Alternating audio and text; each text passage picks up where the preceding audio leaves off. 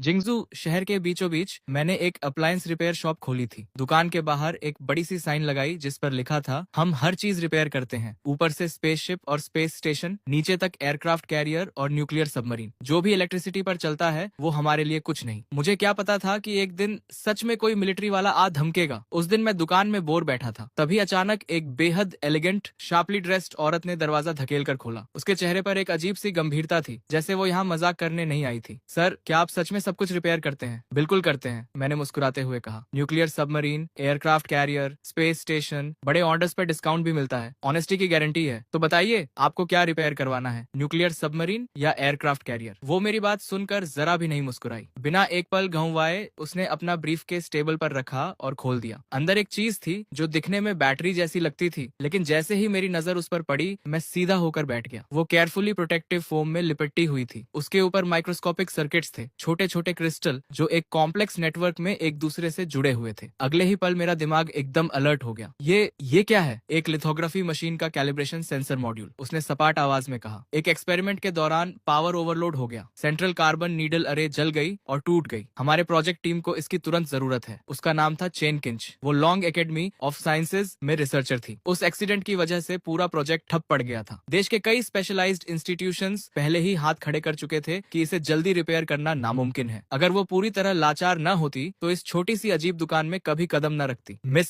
मैंने थोड़ा रुककर कहा, आप गलत जगह तो नहीं आ गई? हम यहाँ हाउस होल्ड अप्लायंसेज रिपेयर करते हैं। शायद पड़ोस की हार्डवेयर शॉप आपके ज्यादा काम आए। चेन किंच ने मेरा वो बेबस चेहरा देखा और उसकी आखिरी उम्मीद की किरण भी बुझ गई। उसने एक गहरी सांस ली, ब्रीफकेस उठाई और जाने लगी। सच ही तो था, देश के बड़े बड़े स्पेशलाइज्ड इंस्टीट्यूट्स हाथ खड़े कर चुके थे, तो एक साधारण रिपेयर वाला क्या करेगा? तभी मैंने मजाक छोड़ा। 6 महीने पहले मैं इस दुनिया में आया था और इस दुकान का मालिक बन गया था। साथ में मिली थी एक इनफाइनाइट रिपेयर सिस्टम। इन महीनों में बहुत अजीब अजीब चीजें देखी थी, लेकिन इतनी सोफिस्टिकेटेड चीज कभी नहीं आई थी। ये मौका मैं कैसे जाने देता? आपके पास जो कंपोनेंट है उससे लग रहा है ये C7 टाइप की लिथोग्राफी मशीन का हिस्सा है। चेन किंच एकदम रुक गई, जैसे पैर जमीन से चिपक गए हों। मॉडल बता सकते हो? इम्पैक्ट के वक्त पीक वैल्यू कितनी थी, कितने नैनो सेकंड्स तक रही, और प्रोब अरे के अलावा कोई और पार्ट डैमेज हुआ? ये सुनकर चेन किंच की सांसें थम गईं। उसे अपने कानों पर यकीन नहीं हो रहा था। एक अप्लायंस रिपेयर शॉप का मालिक इतने पॉइंटेड क्लासिफाइड सवाल पूछ रहा था। क्रीट वैल्यू नॉर्मल पावर की 15 गुना थी, उसने धीरे से कहा। इम्पैक्ट लगभग 3 से 5 नैनो सेकंड तक रही। बाकी कंपोनेंट्स का सेल्फ डायग्नोसिस नॉर्मल है। हम रिपेयरेबल है, लेकिन सस्ती नहीं होगी। पैसे की चिंता मत करो, बस फिक्स कर दो, मैं तुरंत फंडिंग अरेंज करती हूँ। मैंने हल्की सी मुस्कान के साथ 5 उंगलियां उठाई। 5 मिलियन या चेन 15? उसने दांत भींचे। कीमत बेतुकी थी, लेकिन अभी उसके पास नेगोशिएट करने का कोई ऑप्शन नहीं था। क्या सोच रही हो? 5 मिलियन नहीं, 500 युआन, 1 रुपया कम नहीं, और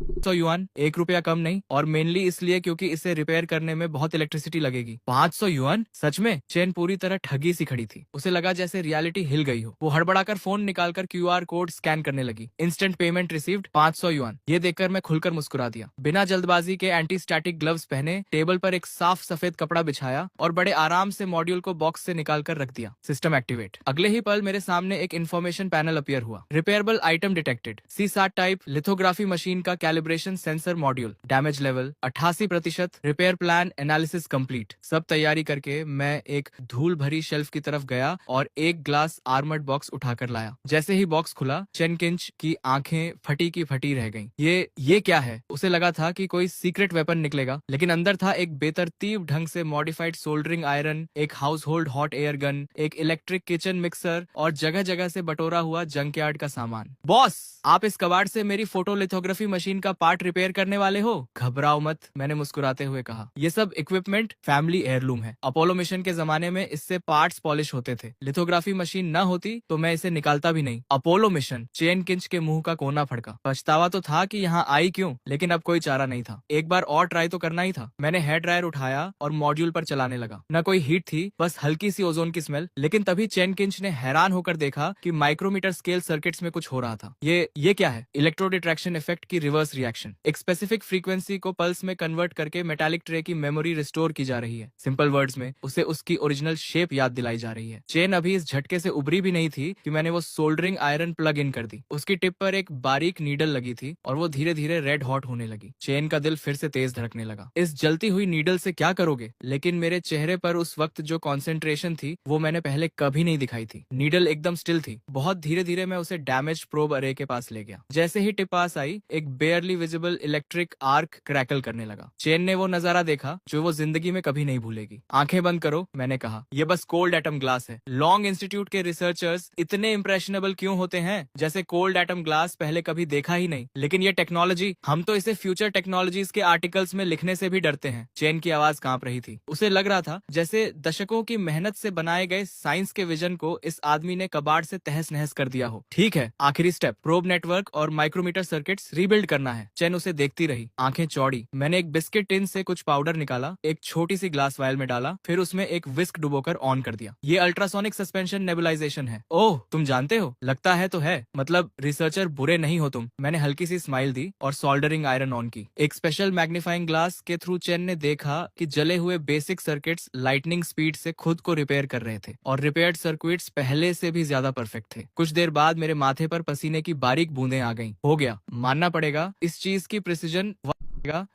प्रिसिजन वाकई बहुत हाई है। ये सुनते ही चेन किंच की आंखें पूरी तरह खुल गईं। हो गया? आधे घंटे भी नहीं लगे। सच में इस पिन और बिस्कुट टिन के सामान से फिक्स हो गई। मेरी स्किल्स पर शक है क्या? शुरू से देख रही थी, अगर नहीं तो चेक कर लो खुद। और हाँ, मैंने तुम्हारी फोटोलिथोग्राफी मशीन की प्रिसिजन भी इम्प्रूव कर दी है, तो उसका एक्स्ट्रा चार्ज लगेगा। ये वर्ड्स सुनकर चेन के मन में एक तरफ कोल्ड एटम ग्लास और अल्ट्रासोनिक नेबुलाइजेशन के वो सीन्स गूंज रहे थे और दूसरी तरफ ये महान जीनियस अब पैसों की बात कर रहा था। दुनिया का सबसे अजीब इंसान। बॉस, पहले जो आपने इलेक्ट्रिसिटी वाली बात कही थी, उसका मतलब क्या था? बताया था ना, फैमिली सीक्रेट टेक्निक है, आगे नहीं बताते। लेकिन लिथोग्राफी मशीन्स तो ज्यादा पुरानी है नहीं, आपके एंसेस्टर्स काफी जवान रहे होंगे। एक्स्ट्रा चार्ज कितना? मैंने 3 उंगलियां उठाई। 30,000 या 3? चेन फिर से हकी बक्की। ज्यादा दे तो भी बुरा, कम दे तो भी बुरा। 300? मिस, स्टेट का पैसा यूं हल्के में मत लो। 300 युआन। वन छोड़ो। चेन किंच की चौड़ी आंखों में अविश्वास चमक रहा था। फिक्स हो गई? और इतना कम मांग रहे हो? ये फोटोलिथोग्राफी टेक्नोलॉजी है, मिलियंस मांगते तो भी देने पड़ते। 800 युआन, 1 पैसा कम नहीं। और हाँ, एक बात बताना भूल गया था, तुम्हारे मास्क की प्रिसीजन भी रिकैलिब्रेट कर दी। सॉरी, वो थोड़ा पुराना था, मुझसे रहा नहीं गया। ओरिजिनल रेजोनेंस फ्रीक्वेंसी थोड़ी कोर्स थी, मैंने 1 परसेंटेज पॉइंट ऊपर कर दी। तुम्हारे प्रोजेक्ट पर कोई खास फर्क नहीं पड़ेगा ना? कितना कहा? 1 परसेंटेज पॉइंट? चेन किंच की सांस रुक गई। एक रिसर्चर होने के नाते वो जानती थी कि वो 1 परसेंटेज पॉइंट कितनी बड़ी बात है। सर, क्या मैं आपका कॉन्टैक्ट ले सकती हूँ? क्यों? मैं एक रिस्पेक्टेबल आदमी हूँ। तुम्हारी चीज फिक्स कर दी, अब और क्या चाहिए? नहीं, एक्चुअली अगर कभी कुछ और फिक्स करवाना हो तो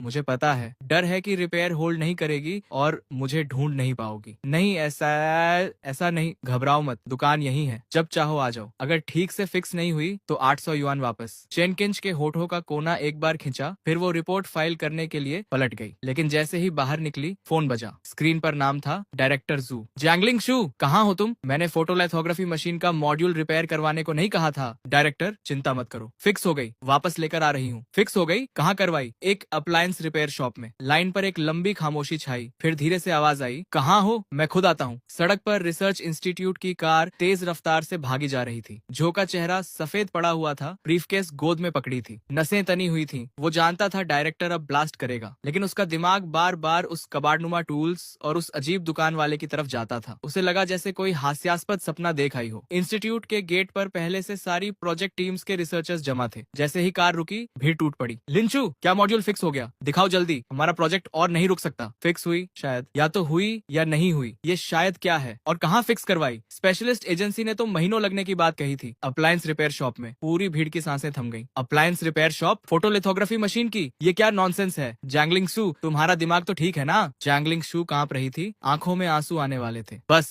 सब चुप। डायरेक्टर की आवाज ने सबको फ्रीज कर दिया। जैंगलिंग शू, कंफर्म कर दिया। जैंगलिंग शू, कंफर्म करो, फिक्स हुई? वो ब्लैंक दिमाग से बस सिर हिला दिया। ठीक है, क्लीन रूम लैब 1 में ले जाओ, टेस्टिंग होगी। अगर फिक्स हुई तो कारनामा हो जाएगा, अगर नहीं हुई कोर्ट मार्टियल के लिए तैयार रहो। बस यही था। अब सारी उम्मीदें उस सीमिंगली अनरिलायबल दुकान वाले पर टिकी थी। क्लीन रूम लैब 1 के अंदर प्रोटेक्टिव सूट्स में टेक्नीशियंस ने बड़े ध्यान से मॉड्यूल को बॉक्स से निकाला और टेस्टिंग शुरू की। भगवान, ये सोल्डरिंग टेक्निक क्या है? रिपेयर्ड सर्किट्स तो बेहद खूबसूरत हैं। लगता है जैंगलिंग शू ने कोई ऐसा एक्सपर्ट ढूंढा जिसे हम नहीं जानते थे। ये तो ओरिजिनल फैक्ट्री से निकला हुआ लग रहा है। नहीं रुको, ये ओरिजिनल से भी ज्यादा परफेक्ट है, रिपेयर का कोई निशान तक नहीं। तभी एक रिसर्चर ने चिल्लाकर कहा, ये मटेरियल सस्पिशियस है, इमीडिएटली एनालाइज करो। सर, हमारे डेटाबेस में ये मटेरियल नहीं है। डेटाबेस में नहीं है? 2026 हो गया है और अभी भी अननोन मटेरियल्स हैं दुनिया में। जल्दी पावर ऑन करो टेस्टिंग के लिए। जू अब अपनी एक्साइटमेंट छुपा नहीं पा रहा था। बड़े स्क्रीन पर एक एक करके ग्रीन मैसेजेस आने लगे। Power system self check complete, no anomalies. Internal logic unit check complete, circuit test complete, values within control range. हर अनाउंसमेंट के साथ कमरे में मौजूद हर इंसान का दिल एक धड़कन ज्यादा धड़क रहा था। जो मॉड्यूल फिजिकली डिस्ट्रॉयड घोषित हो चुका था, वो एक एक वेरिफिकेशन प्रोसीजर पास करता जा रहा था। ये तो साइंटिफिक ही नहीं है, एक्यूरेसी टेस्ट रन करो। जू की बॉडी सुन्न पड़ गई। वो चेयर में धंस गया जैसे सारी एनर्जी निकल गई हो। सर, वैल्यूज स्ट्रेन्स हैं। ये सुनते ही जू की मुट्ठियां भिंच गईं। हथेलियों का पसीना आस्तीन तक भिगो गया। तो फेल हो गई? जू एकदम कुर्सी से उछला। नहीं सर, ये वैल्यूज किसी बहुत हाई लेवल फोटोलिथोग्राफी मशीन जैसी हैं। हम जो यूज कर रहे थे उससे 1% पॉइंट ज्यादा। मुझे शक है ये हमारा मॉड्यूल ही नहीं है, लेकिन अब भी दुनिया में किसी के पास भी ऐसी टेक्नोलॉजी नहीं होनी चाहिए। 1% पॉइंट ज्यादा। जो कि आंखें पलटी और वो बेहोश होकर गिर पड़ा। लेकिन बाकी सब यूफोरिक थे, स्क्रीन पर स्क्रॉल हो रहे डेटा को टकटकी लगाए देख रहे थे। और एक कोने में चेन किंच अभी भी वहीं खड़ी थी, ब्लैंक एक्सप्रेशन के साथ। तो कैलिब्रेशन मॉड्यूल फिक्स हो गई? फिक्स नहीं जैंगलिंग सू, ये ब्रेक थ्रू है। तुमने एक कारनामा कर दिया। वो अपनी तरफ उंगली उठाते हुए बोली। मैंने? अभी तो डायरेक्टर कोर्ट मार्शल की बात कर रहे थे। एक पल में कारनामा कैसे? जैंगलिंग सू, इस बड़ी टेक्निकल डिफिकल्टी को ओवरकम करने में तुम्हारे एक्सेप्शनल परफॉर्मेंस के लिए मैं तुम्हें इस रिसर्च टीम का हेड नियुक्त करता हूँ। वो अपनी आंखों पर यकीन नहीं कर पा रही थी। लॉन्ग अकेडमी ऑफ साइंसेज में काम करना ही एक ऑर्डिनरी इंसान के लिए पिनिकल था। टीम लीडर बनना उसकी सोच से भी बाहर था। क्या ये सब उस मॉड्यूल रिपेयर की वजह से था? और उस मोमेंट में पहली बार उसे यकीन हुआ उस सीमिंगली अनरिलायबल लड़के की बातों पर। वो 1% एक्यूरेसी इंप्रूवमेंट भी सच था। बताओ चीफ जैंगलिंग, सारे स्पेशलाइज्ड एजेंसीज ने हाथ खड़े कर दिए थे। तुम किसके पास गई थी? आर्मी सब कॉन्ट्रैक्टर, जनरल स्टाफ का कोई बिगविग? इतनी इंपॉर्टेंट मैटर के लिए